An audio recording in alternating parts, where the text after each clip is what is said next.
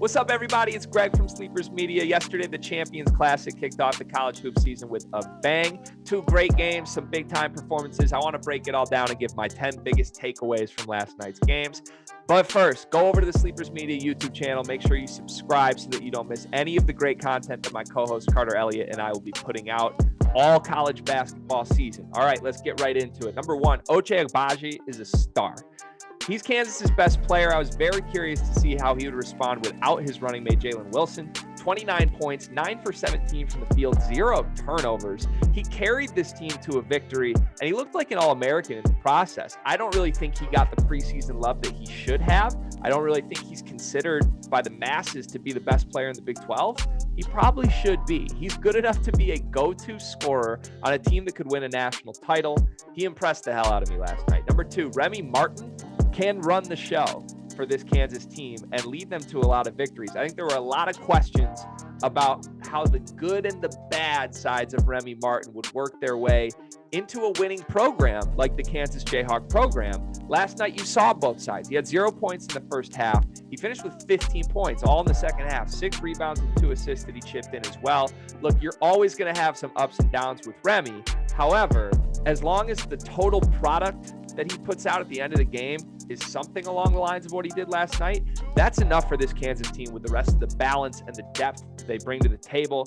I was pretty impressed by him, especially in the second half, and I think he can be the guy running the show for them to lead them to a Big 12 title.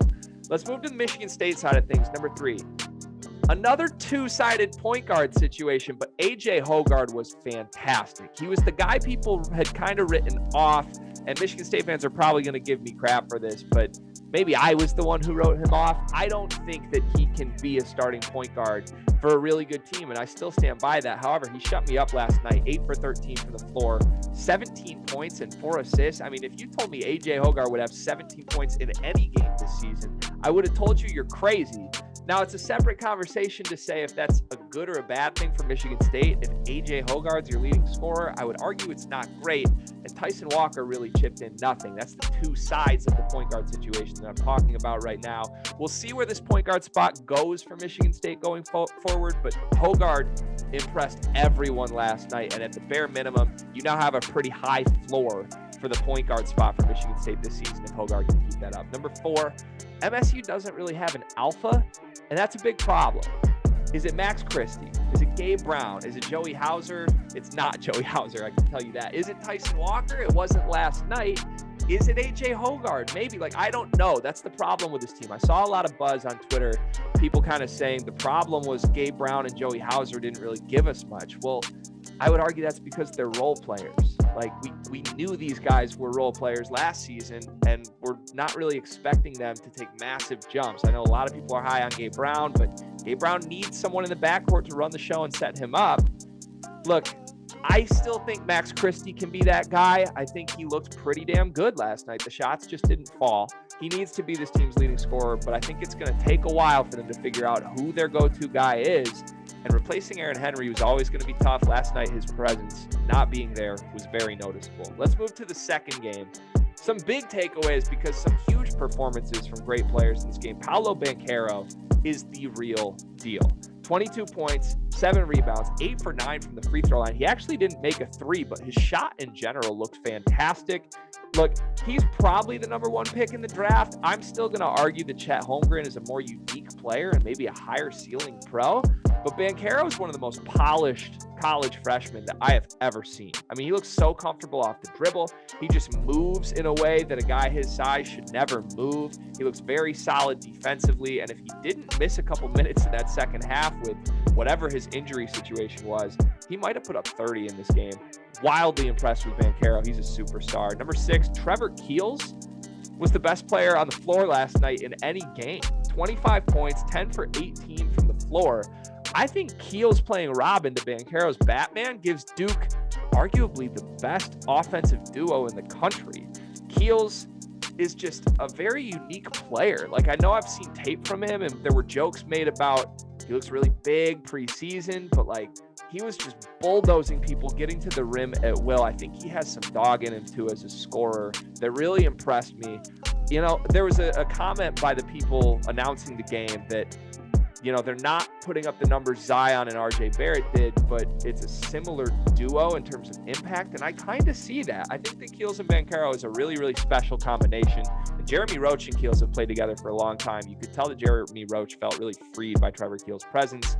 Keels was my breakout star of the event. Number 7, for Kentucky, Oscar Tshiebwe is going to put up numbers. John Calipari asked him to play a massive role. He gave him a ton of minutes. He put up 17 points, 19 rebounds, 2 blocks. Calipari hasn't always done that with like a clear number 1 guy at center. He sort of played, you know, a rotation with 3 or 4 bigs circling in and out. His teams are always best when they have like a clear guy there. Tshiebwe is going to be that. I knew he was good. I didn't know he necessarily had a motor like that, and he almost single-handedly willed Kentucky back into that game in that run in the second half. Wouldn't surprise me if he gets double-doubles all season long for that Kentucky team. Number 8, Kentucky's backcourt has clarity. This is the number 1 thing I was looking forward to finding out as we watch these games. How are they going to manage the minutes between Sahvir Wheeler, between Kellen Grady, between TYTY Washington, between Davion Mintz? It's Wheeler and Grady, and I think that's the right decision. Sahvir Wheeler looked really good. He played 38 minutes last night. Calipari never took him off the floor. Kellen Grady hit some big shots. I still think he can be a little better as far as total production goes. An adjustment for him from being the do-everything guy to just being sort of a spot shooter and secondary creator. Grady still played 31 minutes. TYTY played 28 minutes. Davion Mintz came off the bench for 21. I think that's the right breakdown, and if Kentucky sticks to that this season, I think it will bode very well for them. Number 9, TYTY Washington will be better. He was 3 for 14 from the floor last night, 9 points, 3 assists. He was certainly not bad by any means as a freshman making his debut on the big stage at Madison Square Garden. But I actually think TYTY Washington can be the best player on this Kentucky team, and I don't really think you saw that last night.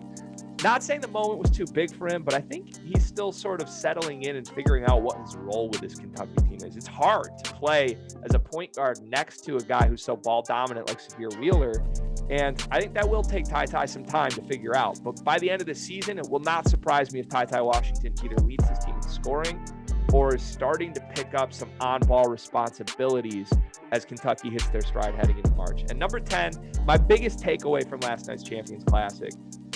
This team that Coach K has can win banners with an S. So much is made of it's been 10 years since Coach K has won the ACC regular season. That's a shocking stat. I really can't believe that, but it is true. This team should be the runaway favorite in the ACC. UNC is all right. Florida State, I'm excited to watch them tonight. They're all right, but Duke should be the runaway favorite in the ACC. And really, I think they're a team with a great shot at making a Final Four. When you have Banchero and Keels, and Mark Williams looks really solid in the front court. AJ Griffin looks promising. And then you've got some guys in the backcourt. Wendell Moore, Jeremy Roach. Like, I just like the formula. It looks like a team that's bought in and knows their roles. They look like they've been playing together for so much longer than they really have with all these freshmen. I like the make and the fit of this Duke team better than any that Coach K has had in a really long time. And you know you're going to hear the narratives all season long. It's Coach K's last year. Can he go out with a bang? My answer is yes, I think he can. And I would set the over-under at 1.5 banners for this team between regular season, conference tournament, and a Final Four banner.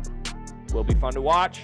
More hoops coming later this week. Stay tuned. We will have more on the Sleepers Media YouTube channel with podcasts, with other video series, and with Unscripted over on the Field of 68. Thank you for watching. Peace.